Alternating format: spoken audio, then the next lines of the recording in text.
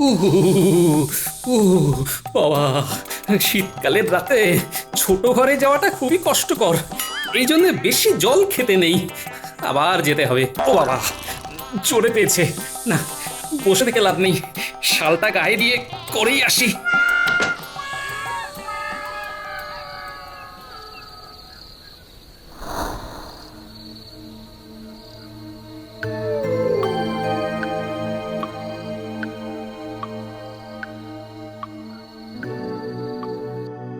আরে শালা বাবু, এই শীতে না ঘুমিয়ে বাইরে দাঁড়িয়ে যে কোনো মতলব আছে বুঝি? ইয়ে না জামাইবাবু, ওই আপনাদের বাড়িটাই পাহারা দিচ্ছিলাম আর কি। আমার বাড়িতে তেমন কিছু নেই বুঝলে, চোর আসবে না। যাও গিয়ে শুয়ে পড়ো। তা আপনি এখন উঠলেন কেন? রাত্রিবেলা চুরি ছাড়া মানুষ যে কারণে ওঠে সেই কারণেই উঠেছি বুঝলে। আচ্ছা আচ্ছা, বুঝেছি বুঝেছি। ঠিক আছে ঠিক আছে, যান আপনি দরজা ভেজিয়ে ঘুমিয়ে পড়ুন। আমি একটু ওই ছোট বাইরে থেকে ঘুরে আসি।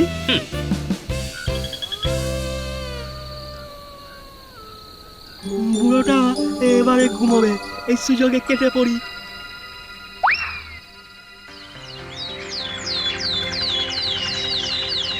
কোথায় গেল? কোথায় গেল? গেলটা কোথায়? এখন এখন কি হবে বাবা? সেইটাই তো ভাবছি রে মা। মা, মা গো। কি রে পুঁটি, সকাল হতে না হতেই মা মা করে কাঁদছিস কেন? কি হয়েছে কি?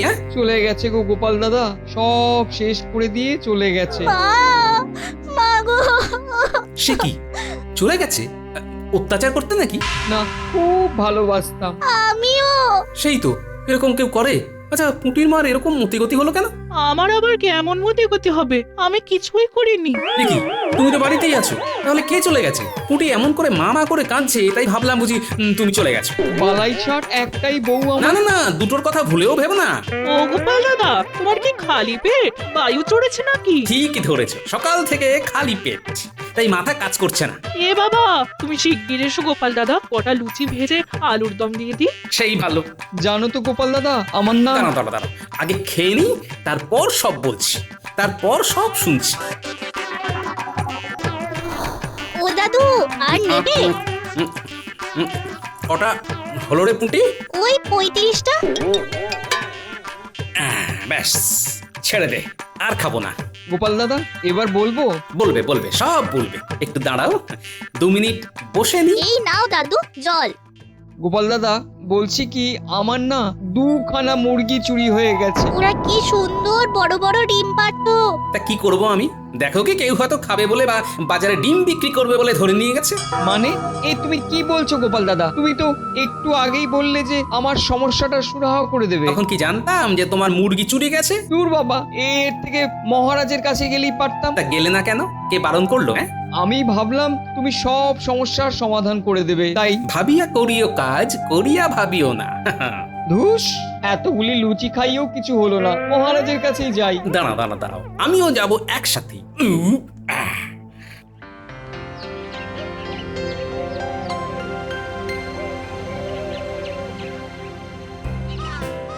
আসবো আসবো মহারাজ। মহারাজ।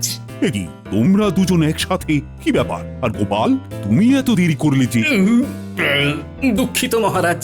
বাবা, গোপাল রাজসভায় এসে কিরকম ঢেকুর তুলছে দেখুন মহারাজ, দেখুন, নিশ্চয়ই বেশ ভালো পরিমাণে খাবার সাটিয়ে এসেছে। বাপরে, গোপাল কি এত খেয়েছে? যাকে যাক, বলছি কি হয়েছে পুঁটির বাবা? মহারাজ, আমার বাড়িতে 2খানা মুরগি ছিল, সেই মুরগি দুটোকে কে যেন চুরি করে নিয়েছে। তাহলে বুঝুন মহারাজ কেমন চোর, পেটের টানে মুরগিগুলোকে পর্যন্ত ছাড়েনি। হয় সে মুরগিগুলোকে নিয়ে গেছে মাংস আর ডিম বিক্রি করতে, না হলে নিজের রসনা মেটাতে। সে কি? আর আমি 2খানা পেটের টানে লুচি খেয়েছি বলে এত কথা। পেটের টানে গোপাল খেলো অনেক লুচি পুরি, লুচি কে বাড়লো তার জ্বালার মতো বুড়ি। পুটির বাবার ঘর থেকে হলো মুরগি চুরি। এমন চোর সোনা নয় দানা নয় মুরগি চুরি করতে রাতের বেলায় হানা দেয়? ইস, কিচ্ছু শেখেনি, চিনতে পারলে কষিয়ে 2খানা ঠাস ঠাস করে চড় মারবো। গোপাল, মুখ সামলে কথা বলো। তোমার থেকে মানে চোর বয়সে বড় হতে পারে। ও, আপনার বয়সী নাকি? গোপাল, আহ, তোমরা থামো সবাই। না না না, এমন ভাবে গৃহপালিত পশু পাখি চুরি হতে দেওয়া যায় না। আমি পাহারা বসাবো। পুটি বাবা, তুমি এখন এসো। তাহলে সবাই বলো, আমাদের শীতকালীন অধিবেশনের জায়গাটা যদি প্রাঙ্গণ লাগোয়া করি, কেমন হবে? খুব ভালো। ভালোই হবে, সবার গায়ে রোদও লাগবে। মহারাজ, তাহলে কাকে প্রহরীদের অধিকর্তা করবেন ঠিক করলেন? হ্যাঁ, ভাবছি সেনাপতির তত্ত্বাবধানে 10 জন প্রহরী মিলে গ্রামে গ্রামে পাহারা দিয়ে চোর ধরবে এবং চুরি থামাবে। আগে মহারাজ, আমি দায়িত্ব নিতে প্রস্তুত। কি সেনাপতি, তোমার এই দিন এলো যে রাজ্যের এত বড় পদে থেকেও শেষে কিনা মুরগি চোর ধরতে বেরোবে? মন্ত্রীমশাই, নিজে চুরি করে চোর হিসেবে ধরা পড়ার থেকে অন্য মুরগি চোর ধরতে যাওয়াটা মনে হয় অনেক সম্মানের, কি তাই না?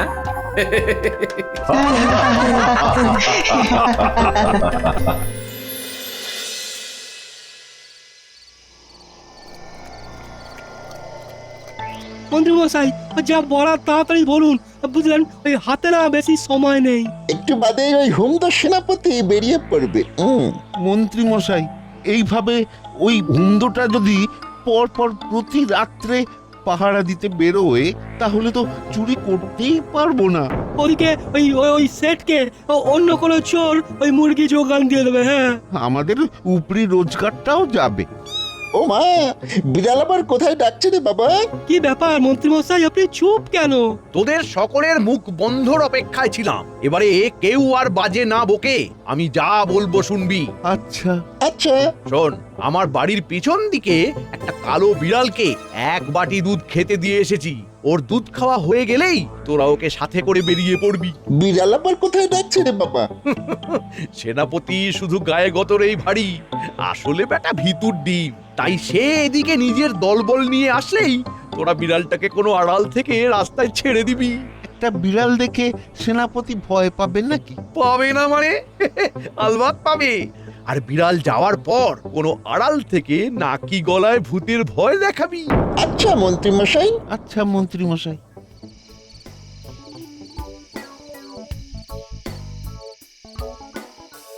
গিন্নি, চলে এসেছি। আর বলো না, বিজ্ঞানীর নতুন আবিষ্কারটা দেখছিলাম। বেশ করেছো, এই অনেক রাত হয়েছে, হাত পা ধুয়ে চলে এসো, খেতে দিয়ে এসো। বাবা, কি ব্যাপার, বাড়ি এত শান্ত যে?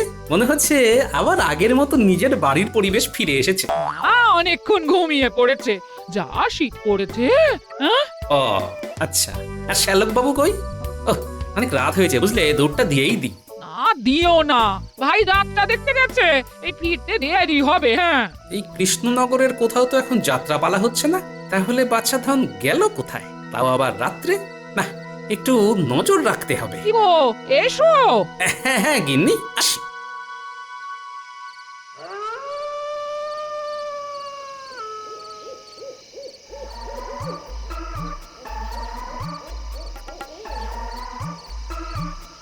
এই প্রহরীরা একদম কেউ পাহারা দিতে গিয়ে ফাঁকি মারবে না।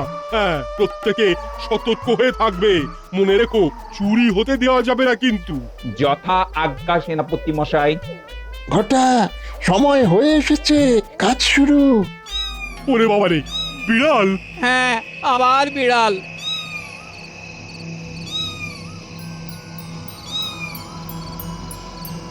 নিশ্চয়ই আজ ওদিকে গেলে বিপদ ঘটবে। মা, সত্যি তো, কালো বিড়াল। গায়ের রং তো রাতের অন্ধকারে মিশে গেছে, চোখ দুখানাও জ্বলছে, আমাদের পথ আগলে দাঁড়িয়ে আছে। আমরা চললুম সেনাপতি মশাই, মনে হচ্ছে আশেপাশে কোথাও তেনারা আছেন। এবার আমি খাবো, সবাইকে খাবো। ওরে বাবা, ভূত, পালাও!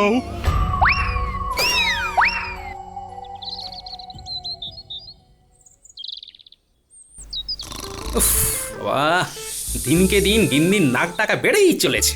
এদিকে ভোরও হয়েছে, শালাবাবু ফিরল কিনা দেখি। ভোর হয়ে গেছে, এই সময় কেউ দেখে ফেললেই মুশকিল।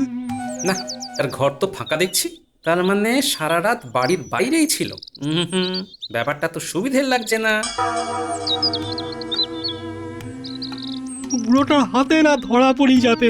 বাবা, হে ভগবান, দেখো। যাক, দরজাটা খুলেই ফেলি তাহলে। দরজা খোলার আওয়াজ হলো, তার মানে হতচ্ছাড়াটা ঢুকছে। যাই, লুকিয়ে পড়ি। উফ, যাক, দাঁড়ালে কেউ নেই, টুক করে ঘরে ঢুকে যাই। চুল উস্কো খুস্কো, গায়ের পোশাকও এলোমেলো, ধুলোময়, ভীতু ভীতু চাহুনি। ঠিকই বুঝেছি, গতিক সুবিধের নয়।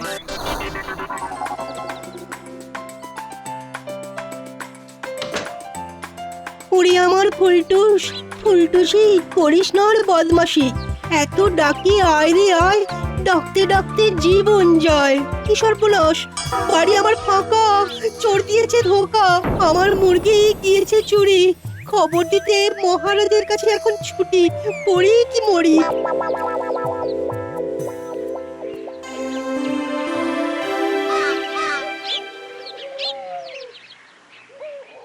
সেনাপতি, তাহলে রাত্রে কোনো চোরের দেখাই পাওনি?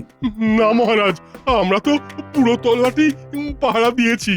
তাহলে মনে হয় ভিন রাজ্য থেকে কিছু চোর এসে এই কাজটা করেছে। গ্রামের কেউ না হলেই ভালো। সেনাপতি, তুমি সত্যি বলছো তো? ঠিকঠাক গ্রামে নজর রেখেছিলে তো?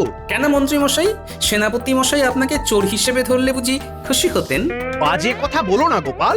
তবে মহারাজ, যদি দেখি এরপরে এই গ্রামেরই কেউ চুরি করেছে বা কেউ ইন্ধন দিয়ে কাজটা করিয়েছে, তাহলে তাকে আমি গাছে বেঁধে মারব। একদম একদম। কেন, সেনাপতি তো পাহারা দিয়েছে, তাহলে আবার মারার কথা কেন উঠছে? মন্ত্রীর সুর পাল্টে গেল দেখছি।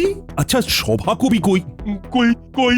মহারাজ, মহারাজ, আমার ফুলটুস, ফুলটুসি, প্রাণ প্রিয় দুই মোরগ আর মুরগি চুরি হয়ে গেছে মহারাজ। এখন আমি কি করি? আজ সকালে উঠে দেখি বাড়িটা ফাঁকা। কি কবি, কি বলছো? চুরি গেছে? মহারাজ দেখলেন, এই কাণ্ডে কবির কবিতা গেছে থেমে। গোপাল, চোর ধরতে মাঠে পড়ো নেমে। আদৌ কি কবির মুরগি নিয়েছে চোরে, নাকি তারা নিজেরাই গেছে উড়ে? ওরা আমার অজান্তে কখনোই উড়ে যাবে না। হ্যাঁ, কেঁদো না, দেখছি কি করা যায়। আজ তবে রাজসভা করছি বন্ধ। চুরির খবরে লাগছে কেমন অন্ধ অন্ধ। কবি হয়েছে স্তব্ধ, চোরকে ধরে ঠিকই করব জব্দ।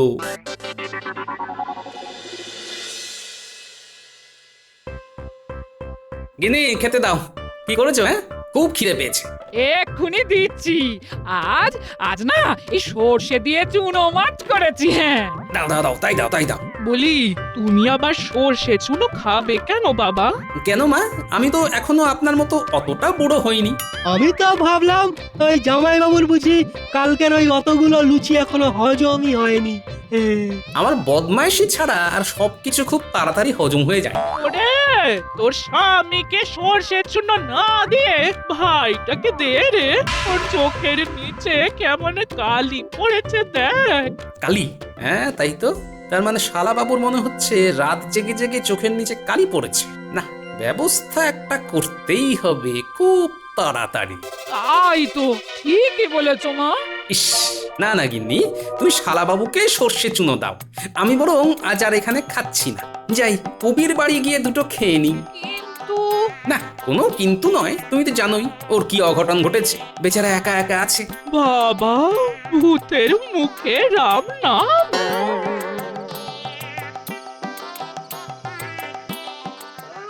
রে, আজকে তাহলে 4টে বাড়ি থেকে চুরি করতে পারবি তো? দুদিন পর সেট আসছে কিন্তু। হয়ে যাবে মন্ত্রী মশাই, হয়ে যাবে। চিন্তা করবেন না, শুধু সময় মতো মোহর ফেলবেন, ব্যাস। যাক, ভালোই বাজার করলাম। এবারে বাড়ি ফেরার পালা। আরে, গাছের নিচে শালা বাবু না, তার সাথে আবার মন্ত্রী বটা ঘটা। ঠিক আছে, তাহলে আমি আসি। রাত্রে কাজটা করে ফেলিস কেমন? শালা বাবু, তাহলে চলে এসো সময় মতো, কেমন? আমিও আছি, ওই রাত্রে ঠিক সময় চলে আসবো। যা ভেবেছিলাম তাহলে তাই। কারণ এই চার মাথা কখনোই কোনো ভালো কাজের জন্য সামিল হবে না। দেখাচ্ছি মজা। নিশ্চিত তো হয়েই গেছি যে এই চুরির পিছনে মন্ত্রীর বটা ঘটা ও শালাবাবুর হাত আছে। তাও শেষবারের মতো দেখতে হবে আজ রাত্রে শালাবাবু বাইরে বেরোচ্ছে নাকি।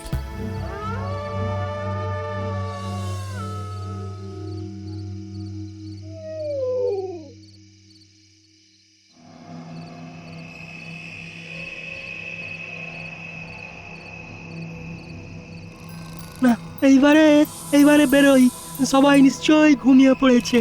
হ্যাঁ।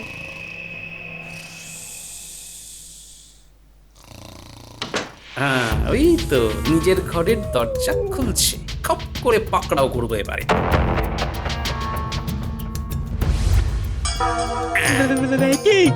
কি জামাইবাবু, আপনি ঠেলে আমার ভিতরে ঢোকাচ্ছেন কেন? দরজা শিকল দেবেন না, বড় বাইরে যাবো। কোনো বাইরে যেতে হবে না। আরে জোরে পেয়েছে, ঘরের ভিতরে করে দেবো কিন্তু। করো করো, তোমার দিদি কালকে ঘর পরিষ্কার করে দেবে। দূর বাবা, কি জ্বালা। দেখি ওদিকে পুটির বাবা 12 জনকে নিয়ে এলো কিনা, ওদের সাথেও পরিকল্পনার কথা বলতে হবে। কিরে ঘটা, আর কতক্ষণ দাঁড়াবি? প্রায় ঘন্টাখানেক তো হয়েই গেল। চল ফিরে যাই, মনে হয় আসবে না। শ্যালক মনে হচ্ছে ঘুমোচ্ছে, তাহলে আর চুরি করে লাভ নেই বল। মন্ত্রী মশাইকে খবরটা দিয়ে বাড়ি যাই, চল।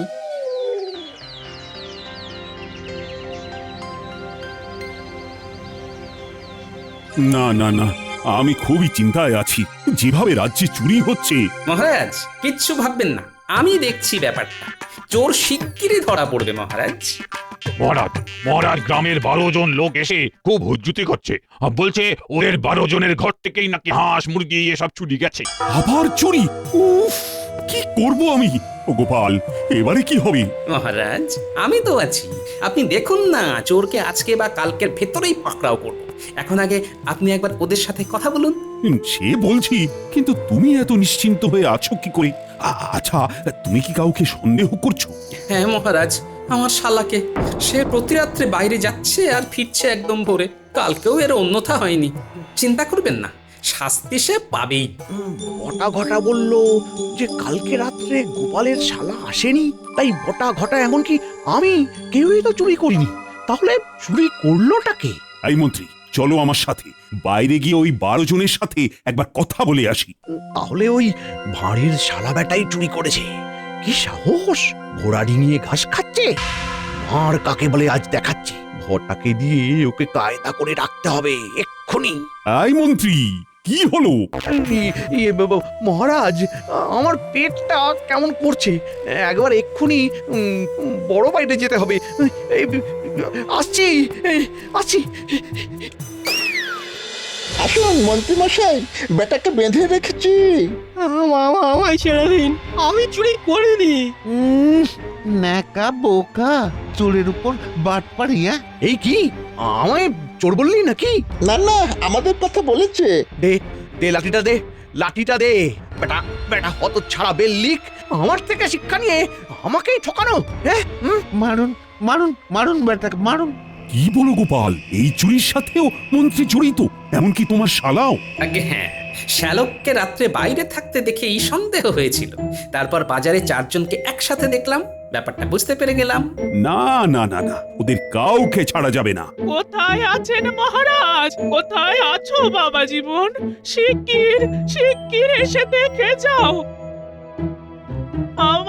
আমার এই হীরের টুকরো ছেলেকে ওই মন্ত্রী মশাই কেমন মেরেছে। সে কি শালা বাবু, তুমি মন্ত্রীর কাছে মার খেয়েছো কেন? কেন মেরেছে মন্ত্রী মশাই? তুমি মহারাজকে পরিষ্কার করে বলো, আমি তোমার পাশে আছি।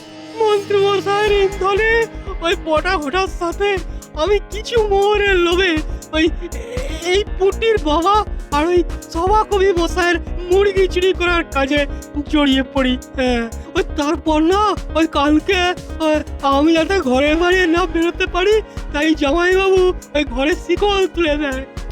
তবু কালকে আমি ওই না বেরোনো সত্ত্বেও ওই গ্রামের 12 জনের বাড়িতে চুরি হয়ে যায়। আর মন্ত্রী মশাই ভেবেছেন চুরিটা আমি করেছি, সেই জন্য মেরেছেন। তোমরা তো তাহলে সকলেই দোষী। বাকি 3 জনকে ধরে এনে নিজেদের মধ্যে লড়তে বলুন মহারাজ। তারপরে যে জিতবে তাকেই আপনি ছেড়ে দিয়ে বাকিদেরকে বন্দি করে ফেলবেন। বেশ, এবারেই তো আসল মজা।